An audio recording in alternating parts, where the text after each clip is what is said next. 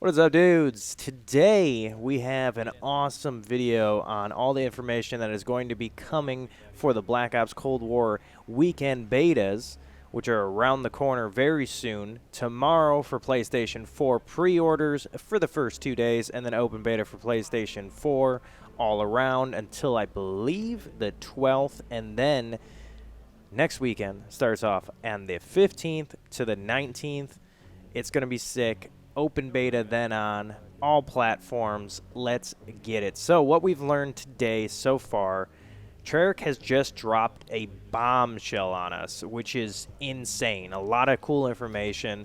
It seems like this game is going to be littered with really fun things, and I'm super excited about all of this. So first of all, we have to put it out there that there is going to be FOV sliders on all platforms. That is insane. That is crazy to think, because I always thought, at least from back in the day, that when you push your FOV from, like, let's say 60 to 120, you're going to lose a lot of frames in that market. I don't know if they just managed to tweak some things and make it a fluid 60 FPS, because this is happening on all platforms, not just on the newer consoles and on PC. It's happening on all consoles, so Xbox One, PS4, PS5, and Xbox Series X. That's crazy. That's really cool. I'm glad that they can do that. I'm hoping it pans out well and doesn't ruin any frame rate. We'll see how that actually turns out. And I'm happy to see what the console players like. Maybe they won't even use it that often. Who knows? They wanted it, and let's see them actually use it. So hopefully, guys, if you're on console, hopefully you take that into perspective and actually use it. I wouldn't recommend going to all the way to 120 FOV, just FYI. It's a little bit eye straining, so I would keep it around maybe the 100 mark if you're going to mess with that during the beta.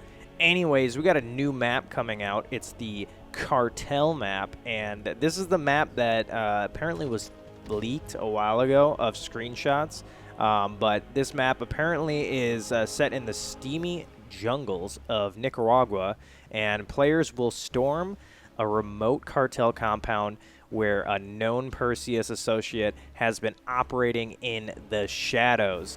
This is a lush map, offers a variety of attack options for any playstyle, from the close quarters interiors of the warehouse on the side to the shaded streams flanking the opposite end. If you're lucky, try holding down the central tower to snipe oncoming enemies, or take the stealth route through the foliage in the center lane. This is a cool map. We got a couple screenshots that I've been showing you guys.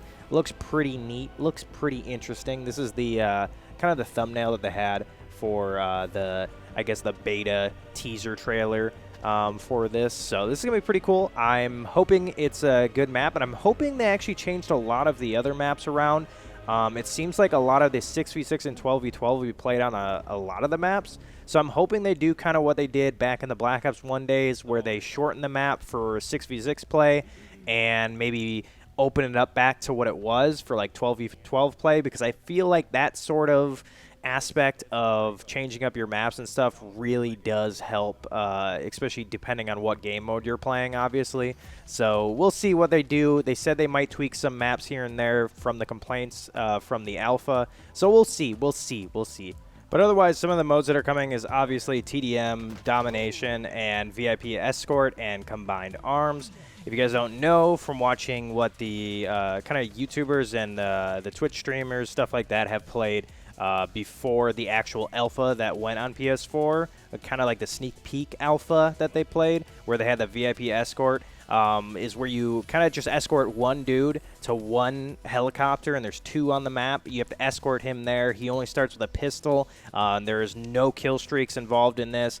You all have one life. You go down, you can revive, that sort of thing. A lot of the creators didn't really like this mode too much. I personally didn't really find it that appealing. This mode seems like it needs some tweaks here and there, because you either get the guy to there really quickly and then the mode's just over, the round's just over, and then it's done, or you kill the guy and he's done. I'm thinking there's going to be a lot of weird things that happen in this mode, where the dude just wants to troll and he'll go and kill himself or something like that, or he'll hold a frag, die, and just grief the whole entire mode. I see a lot of this happening in this mode, honestly, and I don't see it being a very fun mode unless taken seriously. And knowing the COD community, they're not going to take this very seriously. It's going to be a very troll fest. I'm gonna be honest with this one. Now, combined arms is what we saw in the alpha. It was just that 12v12 mode with like the bigger maps and the boats, the tanks, the smaller ski-doos, stuff like that. That's what we saw in the alpha.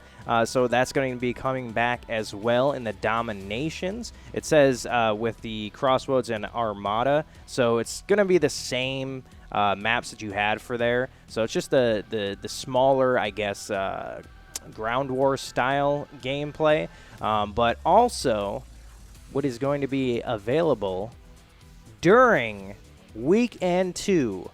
So this is not going to be coming out on Weekend 1, which is just the PlayStation. This is going to be Weekend 2 for the open beta for all crossplay consoles alike. Which is sick that they're doing this, because that totally makes sense, because then it's just going to be a bigger team battle. We'll see how that works out. But this is going to be coming out Weekend 2, so I believe the starting of the 15th through the 19th, that's when the Fireteam Dirty Bomb mode will come out, which will have 2 new large-scale maps. That I didn't read before. That is awesome. So there's going to be 2 maps just for this mode in the beta, and it will have 4 different teams of 10, and you'll have to complete multiple different tasks. You'll have to take out the enemies, collect uranium caches, locate dirty bombs scattered throughout the map, and successfully deposit their uranium into the said bombs to detonate them and get the win. Now, if you detonate them, it causes radiation to leak out into large areas of the map. Seems a little like Warzone-y, scoring points for the team that ignite the bomb and transferring huge portions of the map into radioactive hazards for everyone. So it seems like it's kind of like shrinking the map once you do that. So I believe there's going to be 4 probably on the map, and then they're on each corner, and it kind of pushes people away, so they start fighting closer and closer and closer. That is really, really cool. And it says when the life runs out, you'll be able to experience the Fireteam spawn system unique to Fireteam modes in Black Ops Cold War.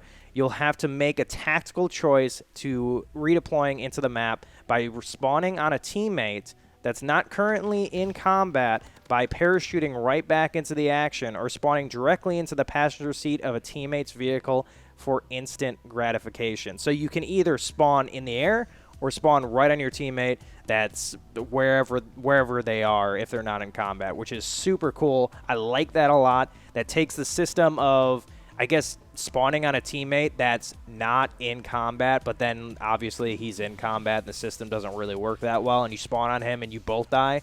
I didn't really like that system in Ground War on Modern Warfare, for example, and I think that helps a bunch, but unless there's no spawn protection in the air, you're going to get shot anyway, so who knows? It's going to be interesting to see how that works. Also, this is huge, because I have a huge gripe with Modern Warfare from switching to Warzone to MP. I just got pinging on the mind, man. I just want to ping every enemy, everything that I see. I just want to ping it because it's just integrated into my head at this point. Like, it's integral to an FPS shooter at this point. Like, since Apex had pinging, and now Warzone has pinging, and then Fortnite has pinging, every game has pinging. If you don't know what the ping system is, you basically get to point out for your team where is what, or what you want to have done without having to say anything. So if you see an enemy, you ping him. It'll be like, boom, boom, danger, enemy over there. You see an airstreak in the sky, you ping that, be like, hey, I want this taken out of the sky right now. Hopefully they'll give voice cues. I think that'd be sick if you do that. And then objectives, if you want a B flag to be captured, you ping the B flag. This might get annoying if all the teammates on your team constantly are pinging over and over again. Hopefully there's a ping spam option. That is the most annoying thing about pinging in games. I don't know how many times I'm going to say this word, but that is annoying. I don't like when people ping too often. That is really, really annoying. But also, there's going to be HUD visual toggles. Now, if you guys don't know what this is, it's on your screen right now. You'll be able to turn off your crosshairs. Why you would want to do that? Thumbnails probably for YouTubers or whoever. Hit marker visuals. That might be good.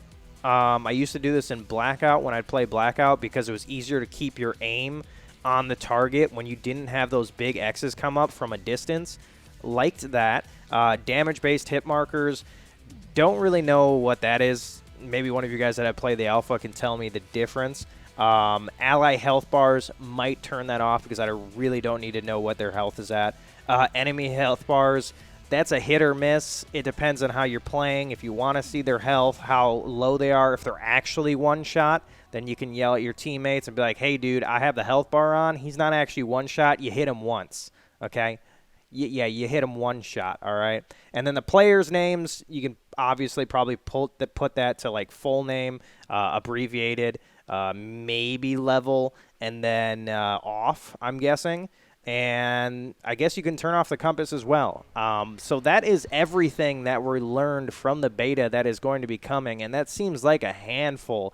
We still have yet to learn if there's going to be a prestige system in this. I bet you after the beta, there will be a prestige system that they talk about, or a leveling system. Some sort of thing that they said it's an ultimate new way of leveling will be probably shown after the beta, I'm guessing. So hopefully you guys enjoyed this video. If you're new around here, hit that subscribe button. If you enjoyed the video, drop a like on it. Let me know in the comments section if you're excited about this.